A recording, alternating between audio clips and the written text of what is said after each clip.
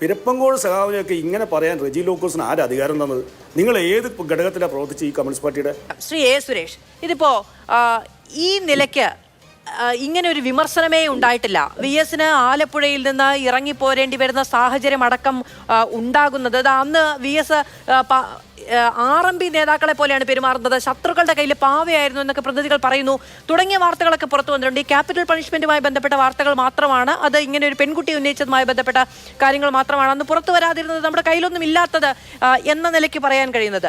പക്ഷേ ശ്രീ നിസാം സെയ്ദ് പറഞ്ഞൊരു കാര്യമുണ്ട്, സുരേഷ് കുറുപ്പ് അദ്ദേഹം അങ്ങനെ വലിയ വിവാദങ്ങൾക്ക് തലവെച്ചു കൊടുത്തിട്ടുള്ള ഒരാളല്ല. അദ്ദേഹം അങ്ങനെ എന്തെങ്കിലും തരത്തിലുള്ള വിവാദപരമാകുന്ന പ്രസ്താവനകളിലൂടെ ആരെയെങ്കിലും ഇതുവരെ വേട്ടയാടിയിട്ടുള്ള ഒരാളല്ല. മാതൃഭൂമി പോലെ ഒരു ദിനപത്രത്തിൽ വാരാന്ത പതിപ്പിൽ ഇങ്ങനെ എൻ്റെ VS എന്ന് നെഞ്ചിൽ തൊട്ടൊരു ലേഖനം എഴുതിയിട്ടുണ്ടെങ്കിൽ അത് എത്ര വലിയ ചർച്ചകൾക്ക് തുടക്കം കുറിക്കപ്പെടുന്നതായിരിക്കും എന്ന് കൃത്യമായ ബോധ്യമുള്ള ഒരാളാണ്. വളരെ സ്വാഭാവികമായി അറിയാതെ നമുക്ക് നാവ് പിട എന്നൊന്നും പറഞ്ഞ് അതിനെ ലഘൂകരിച്ച് കാണാനും കഴിയില്ല. ശ്രീ സുരേഷ്, തീർച്ചയായിട്ടും നിസാം സേട്ട് പറഞ്ഞത് ഞാൻ കേട്ടു. സുരേഷ് കുറുപ്പിനെ അറിയുന്ന ആളുകളാരും അദ്ദേഹം നുണ പറയുമെന്ന് വിശ്വസിക്കില്ല.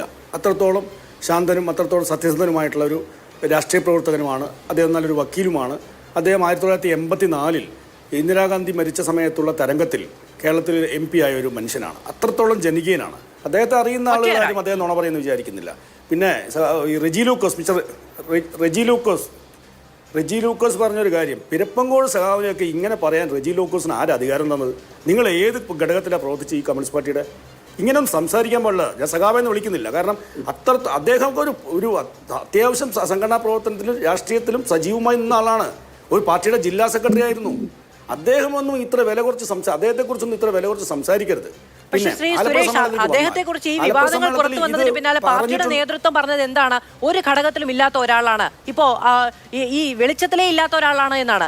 അങ്ങനെ വെളിച്ചത്തിൽ ഇല്ലാതായിപ്പോയ ഒരുപാട് മനുഷ്യർ കൂടിയുണ്ടാക്കിയതല്ലേ ഈ പാർട്ടി? തീർച്ചയായിട്ടും ഞാൻ അതിലേക്ക് വരാം. ഈ പുന്നപ്ര ഈ സമരത്തെക്കുറിച്ച് ഞാൻ ആലപ്പുഴ സമ്മേളനത്തിലേക്ക് വരാം. പുന്നപ്ര വയലാർ സമരത്തെക്കുറിച്ച് G. സുധാകരൻ സഖാവാണെന്ന് തോന്നുന്നു അവിടെ ഒരു വിഷയം അവതരിപ്പിച്ചിരുന്നു, പാർട്ടി സമ്മേളനത്തിൽ അവതരിപ്പിച്ചെന്നാണ് മാധ്യമങ്ങളിൽ വന്ന വിവരം.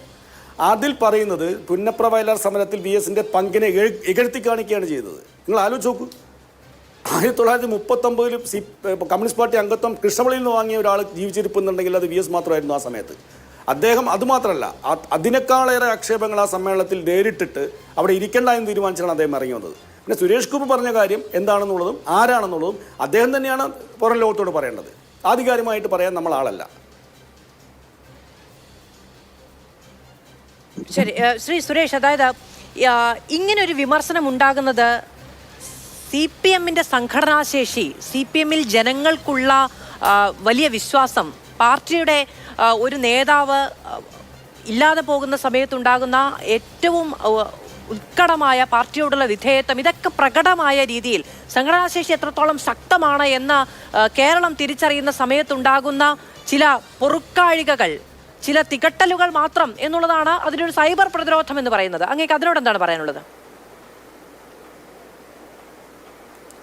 അല്ല, നമുക്കറിയാം VSന്റെ മരണം നടന്ന് 21-ാം തീയതിയാണ്.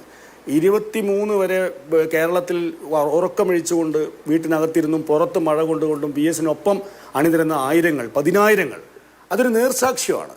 ഈ പാർട്ടിയിൽ ഇപ്പോഴും വിശ്വാസമുണ്ടെന്നും ഈ പാർട്ടി കേരളത്തിൽ നിലനിൽക്കണമെന്നും VSനുൾപ്പെടെയുള്ള ആളുകളുടെ നിലപാടുകളും നയങ്ങളും പ്രത്യയശാസ്ത്രവും ഈ കേരളത്തിന് ഇപ്പോഴും വിലയുണ്ട് എന്ന് തെളിയിച്ച ഒരു യാത്രയായിരുന്നു VSന്റേത്. VS ചരിത്രം സൃഷ്ടിക്കുകയാണ് ചെയ്തത്. നിങ്ങൾക്കറിയാം, 6 കൊല്ലം മുമ്പ് 2019 ഒക്ടോബർ 24 VSന് ഒരു പക്ഷാഘാതം ഉണ്ടാവുന്നത്, അദ്ദേഹം തളർന്നു വീഴുന്നത്. അതിനുശേഷം VS പൊതുരംഗത്തില്ല. അതിനുശേഷം VS ഒരു പത്രത്തിൻ്റെ പടവില്ല, പത്രത്തിൽ പോലും ഒരു പടം വരുന്നില്ല, ചാനലിലില്ല, പൊതുരംഗത്തില്ല, ഒരു പരിപാടിയിൽ പങ്കെടുക്കുന്നില്ല. 6 കൊല്ലം നിർജീവമായി സജീവ രാഷ്ട്രീയത്തിലില്ലാത്ത ഒരു മനുഷ്യനെ കാണാൻ പതിനായിരങ്ങൾ അണിനിരക്കണമെങ്കിൽ അദ്ദേഹത്തിൻ്റെ രാഷ്ട്രീയത്തിൻ്റെ വിജയമാണ്. അദ്ദേഹത്തിൻ്റെ ഇപ്പോൾ ചെറിയ കുട്ടികൾ മുതൽ ആബാലവൃദ്ധം എന്ന വാക്കിനെ അന്വർത്ഥമാക്കുന്ന ഒരു യാത്രയാണ് VSന്റെ പുന്നപ്ര ചുടുകാടിലേക്ക് നടത്തിയത്. നിങ്ങൾക്ക് മാധുവിനറിയാം, മാധുവൊക്കെ അന്ന് മുഴുവൻ സമയം റിപ്പോർട്ട് ചെയ്തതാണ്.